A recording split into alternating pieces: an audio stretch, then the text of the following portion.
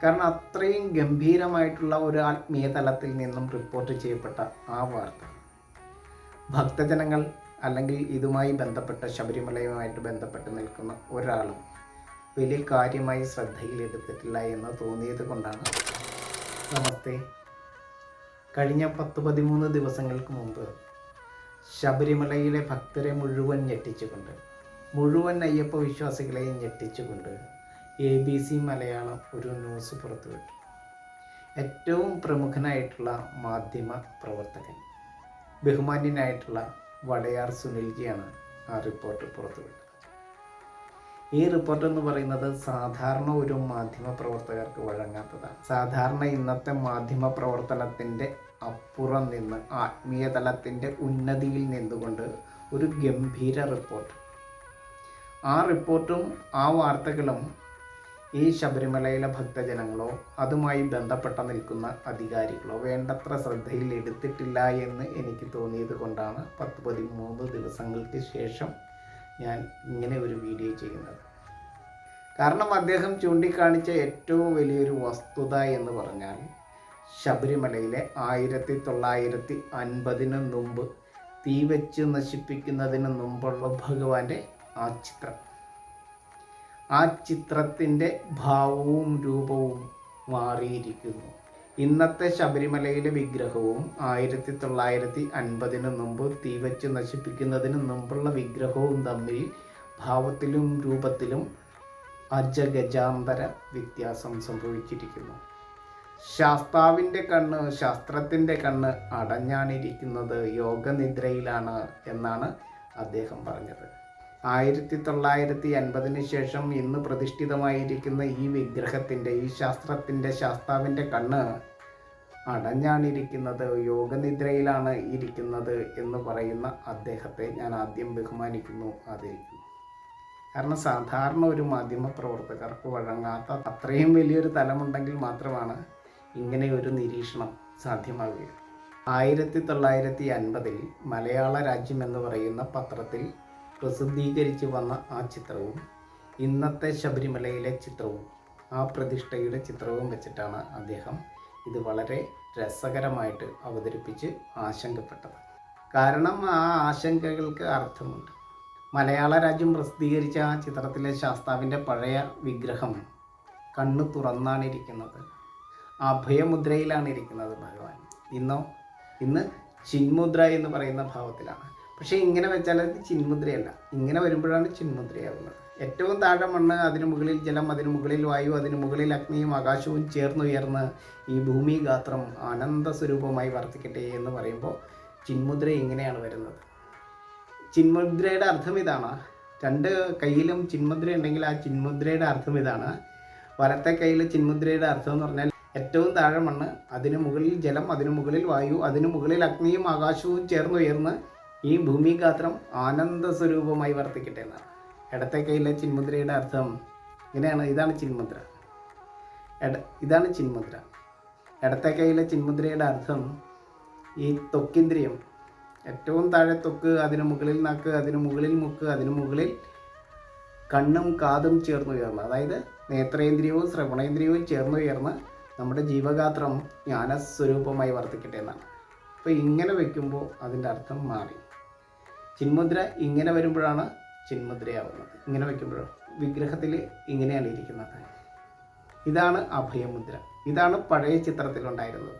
അതായത് മണ്ണ്, ജലം, വായു, അഗ്നി, ആകാശം എന്ന് പറയുന്ന പഞ്ചഭൂതങ്ങളാൽ അഭയമേകുന്നവനാണ് ഞാൻ, ശരണമേകുന്നവനാണ് ഞാൻ, സ്വാമിയാണ് ഞാൻ എന്നാണ് അർത്ഥം.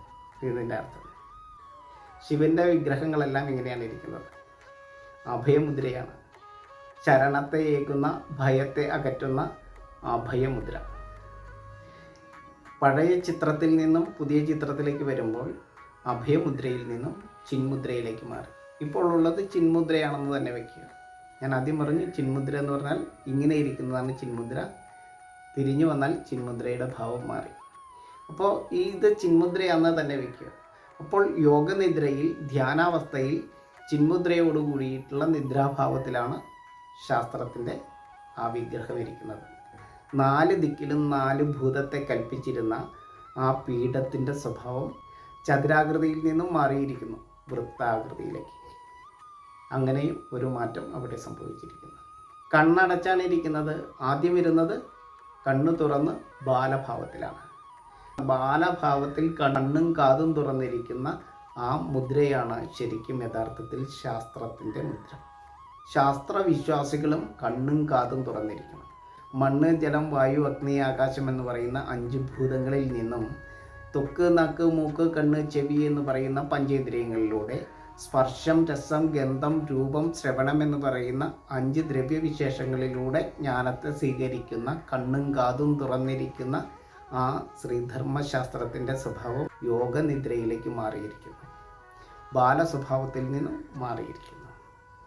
അഭയ മുദ്രയിൽ നിന്നും മാറിയിരിക്കുന്നു.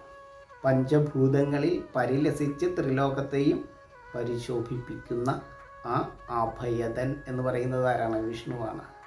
ആ വിഷ്ണുവും ഈ ശിവനുമായി ചേർന്ന് നിൽക്കുമ്പോൾ, മണ്ണും സസ്യലോകവും ചേർന്ന് നിൽക്കുമ്പോഴാണ് അഭയമുദ്രയിലേക്ക് അഭയത്തെ ഏകുന്ന, ശരണത്തെ ഏകുന്ന പീഠം സാധ്യമാകുന്നത്. അപ്പോൾ ഹരിയും ഹരനും ചേർന്നാൽ, മണ്ണും സസ്യലോകവും ചേർന്നാൽ സർവ്വത്തിനും പരിഹാരം, ഏത് ഭയത്തെയും അകറ്റുന്ന പരിഹാരം. അതാണ് ഹരനും ഹരിയും ചേർന്നിട്ടാണ് പരിഹാരം, അല്ലേ? ആ വാക്ക് തന്നെ എങ്ങനെയാണ് ഉണ്ടായിരിക്കുന്നത്? ഹരനും ഹരിയും ചേർന്ന് പരിഹാരം. ഹരിഹര സംയോഗത്താൽ പരിഹാരം. മണ്ണും സസ്യലോകവും ചേർന്നാൽ പരിഹരിക്കാൻ പറ്റാത്തതായിട്ടുള്ള ഒരു പ്രശ്നവും ഈ ജന്തുലോകത്തിനില്ല, മാതൃലോകത്തിനില്ല എന്നാണ് അർത്ഥം. അഭയ എന്ന് പറഞ്ഞാൽ പോലും ദുർഗ എന്നാണ് അർത്ഥം. ചെറിയ ചെടികളും ലതകളും ചേർന്ന ദുർഗാഭാവത്തെയാണ് അഭയ എന്ന് പറയുന്നത്. വ്യാധിയെ തീർക്കുന്ന, ഇടത്തെ ജനിപ്പിക്കുന്നത്. അങ്ങനെയുള്ള അഭയമുദ്രയിൽ നിന്നാണ് ഇന്ന് ചിന്മുദ്രയിലേക്ക് ഇത് മാറിയിരിക്കുന്നത്. ആ വിഗ്രഹത്തിൻ്റെ സ്വഭാവവും രൂപവും എങ്ങനെ മാറിയിരിക്കുന്നു? നിദ്രാഭാവത്തിലേക്ക് മാറിയിരിക്കുന്നു. ബാലസ്വഭാവം നഷ്ടപ്പെട്ടിരിക്കുന്നു. വിഗ്രഹങ്ങളിൽ എന്തിരിക്കുന്നു എന്ന് ചോദിച്ചാൽ ആ വിഗ്രഹങ്ങളിൽ ഒരുപാട് കാര്യങ്ങൾ ഒളിച്ചിരിക്കുന്നുണ്ട്. നമ്മളൊരു വിഗ്രഹത്തെ കാണുമ്പോൾ കാണുന്ന മാത്രയിൽ തന്നെ അക്ഷികളിലേക്ക് ആവാഹിച്ച് വിഗ്രഹിച്ച് അർത്ഥത്തെ ഗ്രഹിച്ച് അനർത്ഥത്തെ നീക്കുന്നതിന് വേണ്ടിയിട്ടാണ് വിഗ്രഹം. അപ്പോഴാണ് ആ വിഗ്രഹത്തിൻ്റെ അർത്ഥം ഉള്ളിൽ ബിംബിക്കുന്നത്, ഇത് ബിംബമാകുന്നത്. അങ്ങനെ ബിംബമാകണമെങ്കിലോ വിഗ്രഹിക്കുവാൻ പാകത്തിനായിരിക്കണം വിഗ്രഹമിരിക്കേണ്ടത്. വിഗ്രഹത്തിൻ്റെ രൂപവും ഭാവവും മാറിയാൽ ആ ഗ്രഹിക്കുന്നതും മാറും, ബിംബിക്കുന്നതും മാറും. സർവാർത്ഥത്തെയും വിഗ്രഹിച്ചർത്ഥത്തെ ഗ്രഹിക്കുവാനുള്ള രീതിയിലായിരിക്കണം വിഗ്രഹങ്ങൾ. വിഗ്രഹങ്ങൾക്ക് മാറ്റം വന്നാൽ സർവാചാരങ്ങളിലും അതിൻ്റെ മാറ്റം അനുഭവപ്പെടും. ബഹുമാന്യനായിട്ടുള്ള മാധ്യമപ്രവർത്തകൻ വടയാർ സുനിൽജി പറഞ്ഞത് വ്യാകുലപ്പെട്ടതിൻ്റെ പിന്നിലെ രഹസ്യം ഇതാണ്. അഭയമുദ്രയിൽ നിന്നും യോഗനിദ്രയിലേക്കാണ് ശാസ്ത്രത്തിൻ്റെ പീഠം മാറിയിരിക്കുന്നത്. ആ വിഗ്രഹത്തിൻ്റെ ഭാവവും രൂപവും മാറിയിരിക്കുന്നത്. അതിലെന്താണ് ഇത്ര അത്ഭുതപ്പെടാൻ, അല്ലെങ്കിൽ എന്താണ് ഇത്ര പരിഭവം പറയാൻ, അല്ല എന്താണ് ഇത്ര വ്യാകുലപ്പെടാൻ എന്നാണെങ്കിൽ അത് ചെറിയ വ്യാകുലതകൾ സൃഷ്ടിക്കുന്നതാണ്. ഈ 2 മുദ്രയും തമ്മിലുള്ള ചെറിയ വ്യത്യാസം ഞാനൊന്ന് സൂചിപ്പിക്കാം. അപ്പോഴാണ് സുനിൽജി പറഞ്ഞതിൻ്റെ അർത്ഥം നമുക്ക് മനസ്സിലാകുന്നത്. ആ 2 മുദ്രയുടെയും പ്രധാനപ്പെട്ട ആ സ്വഭാവ വ്യത്യാസങ്ങൾ ഞാൻ ചെറുതായിട്ടൊന്ന് സൂചിപ്പിക്കാം. അപ്പോഴാണ് അദ്ദേഹത്തിൻ്റെ വ്യാകുലതകൾക്ക് അർത്ഥമുണ്ട് എന്ന് നമുക്ക് മനസ്സിലാകുന്നത്. അഭയമുദ്ര എന്ന് പറഞ്ഞാൽ വൈഷ്ണവ ശക്തിയോട് കൂടിയിട്ട് ശിവൻ, അതായത് മണ്ണിനോടുകൂടി സസ്യലോകം ഇരിക്കുമ്പോഴാണ് അഭയമേക്കുന്ന അവസ്ഥ. ശിവനും വിഷ്ണുവും ചേർന്നിരിക്കുന്ന അവസ്ഥ. ആ അവസ്ഥയിലാണ് അഭയമുദ്ര. ശരണമേകുന്നത്, ആശ്രയമേകുന്നത്, ജ്ഞാനത്താൽ ശാസ്ത്രത്താൽ ഭയത്തെ അകറ്റുന്നത്. ആ മുദ്രയാണ് അഭയമുദ്ര. അതിൻ്റെ തലം, കൈത്തലം ഇങ്ങനെയാണ് ഇരിക്കുന്നത്, കണ്ണ് തുറന്നാണ് ഇരിക്കുന്നത്. ശാസ്ത്രബോധത്താൽ നമ്മളുടെ സർവഭയത്തെയും അകറ്റുന്ന മുദ്രയാണ് ഈ അഭയമുദ്ര. അത് വിഷ്ണുവും ശിവനും ചേർന്ന് ജീവനെ, ജലത്തെ, ശബരത്തിൻ്റെ പീഠത്തിൽ ശബരിയെ, പാർവതിയെ, ലോകമാതാവിനെ പ്രതിഷ്ഠിച്ചുറപ്പിക്കുന്ന മുദ്രയാണ് അഭയമുദ്ര. ജീവൻ ജലമാകുന്നു, നമ്മൾ ജലത്തിൻ്റെ മായയാകുന്നു. ആ അഭയമുദ്ര മാറിയിരിക്കുന്നു. ശാസ്താവിൻ്റെ കണ്ണ് നിദ്രാഭാവത്തിലേക്ക് മറഞ്ഞിരിക്കുന്നു. അപ്പോൾ അതെന്താണ് അവിടെ സംഭവിക്കുന്ന മാറ്റം? നമുക്ക് നോക്കാം. യോഗനിദ്രയിലേക്ക് വരുമ്പോൾ എന്താണ് സംഭവിക്കുന്നത്? എന്താണ് യോഗനിദ്രാഭാവം? യഥാർത്ഥത്തിൽ യോഗനിദ്ര എന്ന് പറഞ്ഞാൽ പ്രളയാന്തത്തിൽ കൽപ്പാന്തത്തിലെ കലിയുഗത്തിനൊടുവിൽ യുഗാവസാനത്തിലെ വിഷ്ണുവിൻ്റെ യോഗ നിദ്രാഭാവമാണ്. അഭയമുദ്രയിൽ നിന്ന് യോഗനിദ്രയിലേക്ക് വരുമ്പോൾ അവിടെ സംഭവിക്കുന്ന ഒരു മാറ്റം എന്ന് പറഞ്ഞാൽ കൽപ്പാന്തത്തിലുള്ള വിഷ്ണുവിൻ്റെ ആ ഉറക്കത്തിലേക്കുള്ള ഭാവം, ആത്മധ്യാനത്തിൽ മുഴുകി നിസ്സഹായനായിട്ട് ചുറ്റും നടക്കുന്ന സംഗതികളൊന്നും തീരെ അറിയാതെ നിദ്രാഭാവത്തിൽ മുഴുകിയിരിക്കുന്ന അവസ്ഥ. ശരിക്കും പറഞ്ഞാൽ ഇന്നത്തെ സ്ഥിതി എന്താണ്? ആ സ്ഥിതിയാണ്. ചുറ്റും നടക്കുന്ന സംഗതികളൊന്നും അറിയാതെ നിദ്രാഭാവത്തിലാണ് ശബരിമലയിലെ പ്രതിഷ്ഠയുടെ സ്വഭാവം.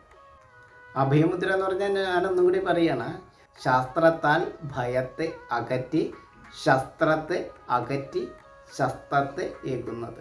ആ മുദ്രയാണ് അഭയമുദ്ര. ഇത് രണ്ടും തമ്മിലുള്ള വ്യത്യാസം നിങ്ങൾക്ക് മനസ്സിലായി കാണുമെന്ന് വിചാരിക്കുന്നു. അന്ന് ശബരിമലയിലെ ആ വിഗ്രഹത്തിൻ്റെ രൂപവും ഭാവവും ഇന്ന് മാറിയിരിക്കുന്നു എന്ന വ്യാകുലതയാണ് നമ്മുടെ വടയാർ സുനിൽജി പറഞ്ഞതും വ്യാകുലപ്പെട്ടതും. ശരിക്കും ആത്മീയപാതയിലൂടെ സഞ്ചരിച്ചു കൊണ്ടിരിക്കുന്ന ജ്ഞാനിയായിട്ടുള്ള ബഹുമാന്യനായിട്ടുള്ള ആ മാധ്യമ പ്രവർത്തകൻ്റെ അതേ വ്യാകുലതകൾ ഞാനിവിടെ സൂചിപ്പിച്ചുകൊണ്ട് ഷെയർ ചെയ്തുകൊണ്ട് ഞാൻ എൻ്റെ ഈ ചെറിയ വീഡിയോ ഇവിടെ നിർത്തുന്നു.